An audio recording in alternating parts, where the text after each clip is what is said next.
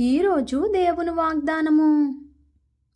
నీ నీతి నీ ముందర నడుచును, యెహోవా మహిమ నీ సైన్యపు వెనుకుట భాగమును కావలియుండును. యెషయా గ్రంథము 58వ అధ్యాయము 8వ వచనము.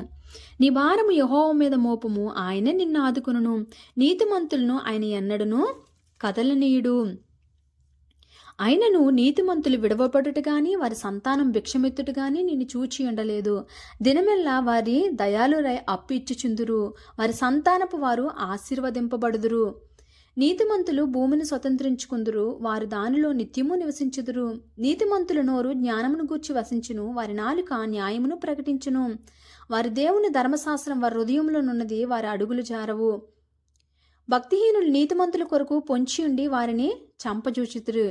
వారి చేతికి యెహోవా నీతిమంతులను అప్పగింపడు. వారు విమర్శకు వచ్చినప్పుడు ఆయన వారిని దోషులుగా ఎంచడు.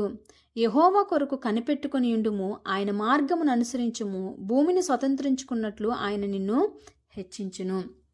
మనమంట నీతిమంతులుగా మనం ఎప్పుడైతే ఉంటామో మనము భూమిని స్వతంత్రించుకుంటామట. ఆ భూమిలో నిత్యము నివసించేసే ఆశీర్వాదాలు దేవుడు మనకి ఇస్తాడంటండి.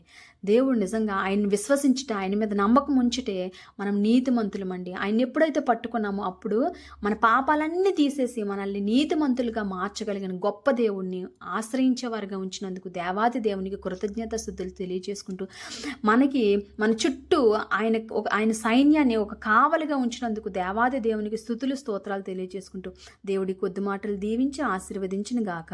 Amen, amen, amen.